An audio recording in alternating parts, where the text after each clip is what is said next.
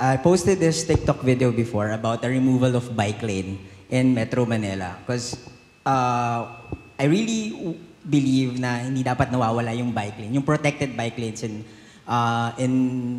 the Philippines, in Metro Manila. So nag-post ako, it went around, and then lumabas yung mga haters ng mga siklista. They're telling me na sana mabangga ka, sana pag nakita kita sa kalsada, and that's very scary on my part. Kasi I'm always on a bike. So, alam mo yun, walang pumoprotekta sa aking metal na nasa kotse kapag nasa kalsada ko. So what if, di ba, biglang habang nagbibisikleta ako, biglang banggain ako ng sasakyan or may sumapak sa akin randomly.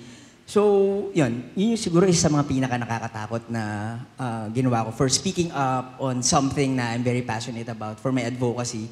And isa sa mga ginagawa ko ngayon is nagde-delete ako ng comments. Kasi ayokong, una, to protect my mental health, but at the same time, ayokong manganak. Ayokong manganak yung idea na yun.